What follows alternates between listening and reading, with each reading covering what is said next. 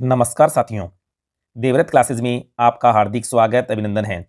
आज हम पढ़ेंगे राजस्थान करंट जीके के बहुत ही महत्वपूर्ण क्वेश्चन जो आने वाले एग्जाम्स के लिए बेहद खास रहने वाले हैं। तो देखते हैं पहला प्रश्न, राज्य के किस विभाग के द्वारा वीर तेजाजी कल्याण बोर्ड का गठन किया गया? तो हाल ही में सामाजिक न्याय एवं अधिकारिता विभाग के द्वारा वीर तेजाजी कल्याण बोर्ड का गठन किया गया और इस बोर्ड में कुल सदस्यों की संख्या कितनी होगी?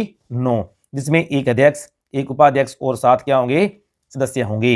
और ये भी ध्यान रखना, जो ये विभाग है सामाजिक न्याय एवं अधिकारिता विभाग, इसकी ब्रांड एम्बेसडर कौन है? तो ध्यान रखना, प्रिया सिंह मेघवाल, बॉडी बिल्डर। प्रिया सिंह मेघवाल है बॉडी बिल्डर।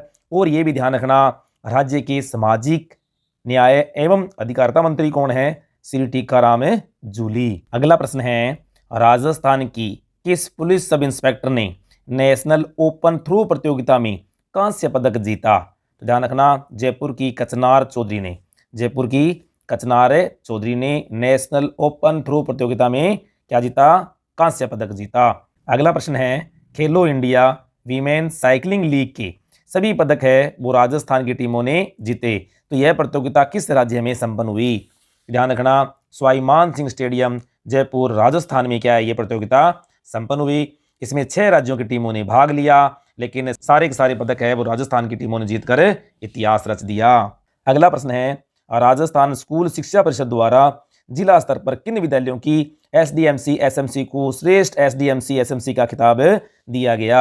ध्यान रखना, शहीद ओम प्रकाश बिश्नोई राजकीय उच्च माध्यमिक विद्यालय खाजूवाला की एसडीएमसी को श्रेष्ठ एसडीएमसी, जबकि महात्मा गांधी राजकीय विद्यालय 7 पीएचएम की एसएमसी को श्रेष्ठ एसएमसी का खिताब है वो दिया गया। अगला प्रश्न है, किस जिले के जिला प्रशासन ने बालिका शिक्षा को बढ़ावा देने के लिए वहां की छात्राओं को हवाई सफर करवाया? ध्यान रखना, पाली जिला प्रशासन ने, पाली जिला प्रशासन ने कक्षा 10वीं की होनहार 10 मेधावी छात्राओं को, जिन्होंने गत वर्ष क्या है अच्छे अंक प्राप्त किए, उन्हें जोधपुर से जयपुर तक की क्या है हवाई सफर करवाया गया। अगला प्रश्न है, राज्य की पहली hall of nuclear power gallery की स्थापना कहाँ की जा रही है? ध्यान रखना, साइंस पार्क जयपुर में यह क्या है राज्य की पहली और देश की चौथी hall of nuclear power gallery की स्थापना की जा रही है। अगला प्रश्न है, सड़क दुर्घटनाओं को रोकने के लिए सेव लाइफ अभियान की शुरुआत किस जिले में की गई? तो ध्यान रखना, जिला प्रशासन उदयपुर के द्वारा सेव लाइफ अभियान की शुरुआत की गई। इससे पहले आपको पता होगा अलवर में भी क्या है एक सेव नाम से क्या है अभियान चलाया गया था। अगला प्रश्न है, हाल ही में Rajiv Gandhi centre for information technology की स्थापना के लिए कितनी वित्तीय स्वीकृति है वो राज्य सरकार ने प्रदान की? तो ध्यान रखना, 147.5 करोड़ की वित्तीय स्वीकृति है वो प्रदान की। इसके लिए Rajiv Gandhi centre for information technology की स्थापना के लिए। और इसकी स्थापना कहाँ की जाएगी? खेतान पॉलिटेक्निकल कॉलेज जयपुर में इसकी स्थापना की जाएगी। ध्यान रखना, कहाँ स्थापना होगी इसकी? जयपुर में इसकी स्थापना की जाएगी। राजस्थान के किस विभाग ने हाल ही में सब्जेक्ट एक्सपर्ट ऑन कोल सुविधा प्रारंभ की है? तो ध्यान रखना, किस विभाग ने शुरू की है? देखते हैं अपने माध्यमिक शिक्षा विभाग, प्राथमिक शिक्षा विभाग, चिकित्सा विभाग और परिवहन विभाग। तो किस विभाग ने शुरू की है? माध्यमिक शिक्षा विभाग ने क्या है यह कोल सुविधा आरंभ की है। अब देखो, ये पहली बार ऐसा हो रहा है कि माध्यमिक शिक्षा विभाग है वो क्या है इस तरह की सुविधा को प्रारंभ कर रहा है। और किसके लिए? 10वीं और 12वीं के बोर्ड परीक्षाओं के विद्यार्थियों के लिए, जैसे इंग्लिश है, साइंस है, मैथ है। इसी प्रकार से साइंस के सब्जेक्ट यानी केमिस्ट्री है, फिजिक्स है, यानी इनके क्वेश्चंस है बच्चे वो कॉल करके क्या है डायरेक्ट एक्सपर्ट से पूछ सकते हैं। अगला प्रश्न है, राज्य सरकार ने किन स्टूडेंट्स को रोडवेज बस में 75 किलोमीटर तक की फ्री यात्रा करने की सुविधा 1 अप्रैल 2023 से प्रदान की है? तो देखते हैं कौन कौन से। राष्ट्रीय युवा पुरस्कार विजेता विद्यार्थियों के लिए बिल्कुल सही है। राष्ट्रीय सांस्कृतिक प्रतियोगिता के विजेताओं को बिल्कुल सही है। एनसीसी व स्काउट कैडेट्स बिल्कुल सही है। यानी उपरोक्त है वो सभी प्रकार के स्टूडेंट्स को क्या है 75 किलोमीटर तक की फ्री यात्रा करने के लिए, राजस्थान की सीमाओं में यात्रा करने के लिए क्या है ये सुविधा प्रदान की है। और पहले ये सुविधा कितने किलोमीटर तक थी? जब बजट घोषित किया था उस समय ये घोषणा कितनी थी? 50 किलोमीटर तक की थी। लेकिन क्या है अब संशोधित करके साथ में क्या है, अब जितने भी बजट में घोषणाएं हुई थी उनको लागू किया जा रहा है धीरे धीरे। तो कितने किलोमीटर कर दिया है, 75 किलोमीटर तक फ्री कर दिया है। अगला प्रश्न है, मुख्यमंत्री श्री अशोक गहलोत जी की बजट घोषणा 19-20 के अनुसार राजस्थान लिटरेचर फेस्टिवल का आयोजन कब किया जाएगा। अब देखो, घोषणा उस समय हुई, लेकिन राजस्थान लिटरेचर फेस्टिवल का आयोजन पहली बार किया जाएगा। कहां पर किया जाएगा, सबसे पहले तो ये ध्यान रखना, कहां पर किया जाएगा, जोधपुर में। कहां पर किया जाएगा, जोधपुर में। दूसरी बात ये है कि कब किया जाएगा, तो ये ध्यान रखना मार्च माह में किया जाएगा। कब से, ध्यान रखना 25 से लेकर 27 मार्च को किया जाएगा। अब क्यों किया जाएगा, क्यों इसकी घोषणा की गई थी, क्योंकि आपको पता है एक पहले अभी आयोजन हुआ था जनवरी के अंदर, क्या, JLF, जयपुर लिटरेचर फेस्टिवल, जो दुनिया का सबसे बड़ा साहित्य का फेस्टिवल था। अब क्या है, राजस्थान के युवाओं को, राजस्थान के साहित्यकारों को सशक्त मंच उपलब्ध करवाने के लिए राजस्थान सरकार ने क्या इसकी घोषणा की थी और इसे अब लागू करने जा रही है। और पहली बार राजस्थान लिटरेचर फेस्टिवल का आयोजन होने जा रहा है, और कहां पर होगा, जोधपुर में। अगला प्रश्न है, ग्राहम रीड के इस्तीफे के पश्चात भारतीय हॉकी टीम का कोच किसे नियुक्त किया गया है। अब देखो, क्वेश्चन ये इंडियन जीके का तो है, लेकिन क्या है, बहुत इंपॉर्टेंट है। अब क्यों, क्योंकि आपको पता है हॉकी वर्ल्ड कप का आयोजन कहां पर हुआ था, उड़ीसा की राजधानी भुवनेश्वर के अंदर इसका आयोजन किया गया था। अब देखो यहां पर क्या है, भारतीय टीम हारकर कौन से स्थान पर रही थी, 9वें स्थान पर रही थी, ये भी पता होना चाहिए। अब इसके कोच कौन थे, पहले कोच थे ग्राहम रीड थे, कहां के, ऑस्ट्रेलिया के थे। अब देखो इनके इस्तीफे के पश्चात में नया कोच है वो किसे नियुक्त किया गया है, ध्यान रखना, क्रेग फुलटन को। किसको, क्रेग फुलटन को। और ये कहां से संबंधित है, दक्षिणी अफ्रीका के हैं। कहां के है ये, दक्षिणी अफ्रीका के हैं, जिन्हें भारतीय हॉकी टीम का नया कोच नियुक्त किया गया है। अगला प्रश्न है, ये भी नेशनल जीके से लेकिन बहुत इंपॉर्टेंट है, क्वाड देशों का कौन सा सही युग्म नहीं है, कौन सा सही युग्म नहीं है। सबसे पहले देखो क्वाड क्या है, देखो क्वाड का मतलब होता है 4। देखो आपने सुना होगा मोनो, डाई, ट्राई, ठीक है ना, मोनो का 1, डाई का 2, ट्राई का 3, लेकिन क्वाड का मतलब क्या है, 4। 4 देशों का समूह है। कौन से देश हैं, तो उसमें क्या है, एक तो है अमेरिका, दूसरा है ऑस्ट्रेलिया, तीसरा है भारत, और चौथा है जापान। इन 4 देशों का क्या ये समूह है। अब ये क्वेश्चन क्या कहता है, कौन सा युग्म सही नहीं है, तो भारत और ऑस्ट्रेलिया बिल्कुल है, अमेरिका और ऑस्ट्रेलिया बिल्कुल है, भारत और जापान बिल्कुल है, लेकिन भारत और चीन इसमें नहीं आया, इसलिए भारत और चीन युग्म है वो गलत है। तो इसका सही आंसर क्या हो जाएगा, दिस। अगला प्रश्न है, Rajiv Gandhi scholarship for excellence योजना के तहत वे अभ्यर्थी ही पात्र होंगे जिनकी परिवार की अधिकतम आय कितनी होगी, तो हम देखते हैं अपने, क्या 10 लाख होगी, 20 होगी, 25 होगी या 15 होगी। तो ध्यान रखना, अभी जो हाल ही में बजट आया है 2023-24 के अनुसार यह आय कितनी कर दी गई, 25 लाख रुपए कर दी गई। कितनी, 25 लाख रुपए कर दी। जिसकी परिवार की आय, वार्षिक आय है 25 लाख रुपए तक है, वो क्या है, विदेश में स्टडी करने के लिए एलिजिबल है। राज्य के पहले रजिस्टर्ड व्हीकल स्क्रैपिंग सेंटर की शुरुआत किस जिले में की गई, तो किस जिले में की गई, जयपुर जिले में की गई। और ध्यान रखना, राज्य का पहला रजिस्टर्ड स्क्रैपिंग सेंटर है।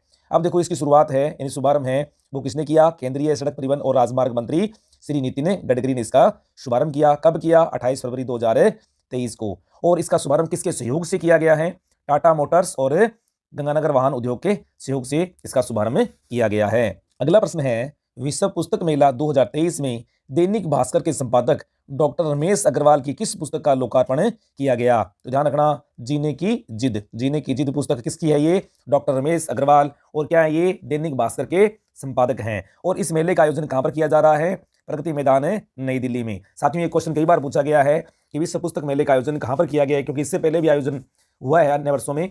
तो अब भी ध्यान रखना, सीधा प्रश्न पूछा जा सकता है कि विश्व पुस्तक मेले का आयोजन कहां किया गया, प्रगति मैदान नई दिल्ली में। अगला प्रश्न है, संतोष ट्रॉफी का आयोजन पहली बार बाहर से बाहर किस देश में किया जा रहा है। अब ध्यान रखना, पहली बार, और संतोष ट्रॉफी की बात हो रही है, तो पहली बार कहां पर आयोजित किया जा रहा है, बाहर से बाहर सऊदी अरब में। और संतोष ट्रॉफी का संबंध किससे है, फुटबॉल खेल से संबंधित है। अगला प्रश्न है, अर्थ स्किन एंड फिटनेस की निदेशक जिन्हें हाल ही में world book of records London के द्वारा विश्व रिकॉर्ड से सम्मानित किया गया है, तो कौन है ये, डॉक्टर दीपा सिंह। और इन्हें किस क्षेत्र में, क्लिनिकल, कॉस्मेटोलॉजी, मेडिकल, एस्थेटिक्स और लेजर के क्षेत्र में क्या है, इन्हें विश्व रिकॉर्ड के द्वारा सम्मानित किया गया है। अगला प्रश्न है, जयपुर के पर्वतारोही राहुल बेरवा ने कितने दिन में दक्षिणी अमेरिका की सबसे ऊंची चोटी माउंट एकांकागुआ को कितने दिन में फतेह कर राज्य का नाम रोशन किया? तो ध्यान रखना, इन्होंने मात्र 18 दिन में क्या है, इस चोटी को फतेह कर राज्य का नाम रोशन किया। और इस चोटी की ऊंचाई कितनी है? 6962 मीटर। अगला प्रश्न है, भारत के पहले सौर मिशन को क्या नाम दिया गया है? तो ध्यान रखना, आदित्य L1। साथियों, आगामी एग्जाम्स में ये क्वेश्चन है, जरूर पूछा जाएगा कि भारत के पहले सौर मिशन का नाम क्या है।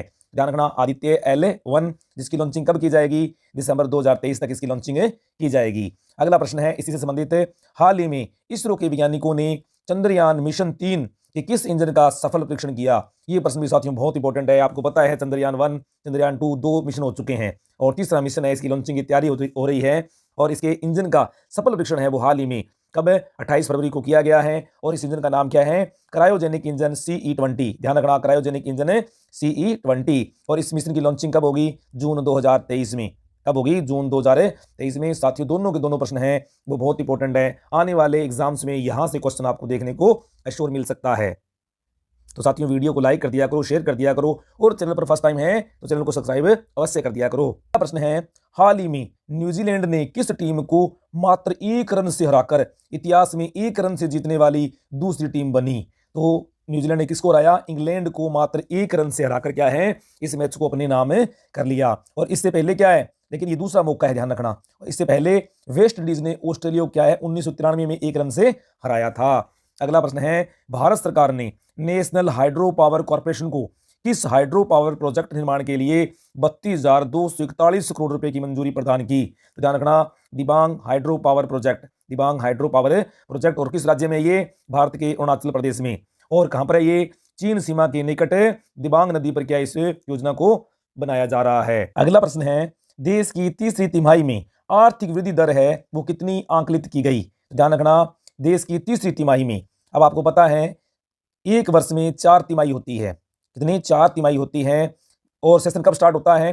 ध्यान रखना, वित्तीय वर्ष स्टार्ट होता है अप्रैल से लेकर मार्च 31 तक। अब देखो, सबसे पहले बात करें जो तीसरी तिमाही है यानी अक्टूबर से दिसंबर, इसमें देश की आर्थिक वृद्धि दर कितनी आंकलित की गई? 4.4%। साथियों, इस तरह के क्वेश्चन है, आर्थिक परिदृश्य से ऐसे क्वेश्चन है वो पूछे जाते हैं। कोई न कोई मंथ दे देंगे या कोई और। देख लो, पहली तिमाही, दूसरी तिमाही, सभी को देख लेते हैं अपने। तो पहली तिमाही में कितनी थी ये, यानी पहली तिमाही कब होती है? अप्रैल से लेकर जून तक। इसमें क्या थी? 13.5% थी। दूसरी तिमाही जुलाई से लेकर सितंबर तक कितनी थी? 6.3%। और अब कितनी है ये? 4.4%, यानी अक्टूबर से दिसंबर की जारी की गई है। अब ध्यान रखना साथियों, जबकि वर्ष 2021-22 में यानी पिछले वर्ष की जो विकास दर थी वो कितनी रही थी? 9.1 है, वो अनुमानित की गई थी और यही मानी जा रही है। और अब ध्यान रखना, वर्ष 2 वित्तीय वर्ष 22-23 जो चल रहा है उसकी विकास दर का अनुमान कितना लगाया गया है? 7%। ध्यान रखना, 7%। और आगामी वर्ष की बात करें अगर हम 2023-24 में आर्थिक वृद्धि का अनुमान कितना है? 6.4% रखा गया। WHO ने हाल ही में भारत की किस मूक बधिर MBBS छात्रा को पोस्ट गर्ल का खिताब दिया? ध्यान रखना, रिजवाना। कौन है? रिजवाना। कहाँ की है ये? केरल की है। और ये प्रथम मूक बधिर है जो MBBS करने वाली छात्रा है। और इसे वर्ल्ड हियरिंग डे, यानी वर्ल्ड हियरिंग डे कब होता है? 3 मार्च को WHO ने क्या है पोस्ट गर्ल का खिताब दिया। अगला प्रश्न है, शीतकालीन खेलो इंडिया खेलों में राजस्थान ने कितने पदक जीते? अब देखो साथियों, खेलो इंडिया 2 तरह से संपन्न हुए। एक तो क्या है शीतकालीन, और एक सीधा ही खेलो इंडिया यूथ गेम्स जो मध्य प्रदेश के अंदर संपन्न हुए। तो देखते हैं शीतकालीन खेलो इंडिया खेलों में राजस्थान ने कितने पदक जीते। तो ध्यान रखना, राजस्थान ने 6 रजत पदक और 4 कांस्य पदकों के साथ में कुल 10 पदक जीते। अब देखो, इन खेलों का आयोजन कहां पर हुआ? तो ध्यान रखना, गुलमर्ग के अंदर, यानी बारामूला जिले के गुलमर्ग के अंदर, यानी जम्मू कश्मीर के अंदर इसका आयोजन किया गया। कब से कब तक किया गया? 10 से लेकर 14 फरवरी 2023 तक इसका आयोजन किया गया।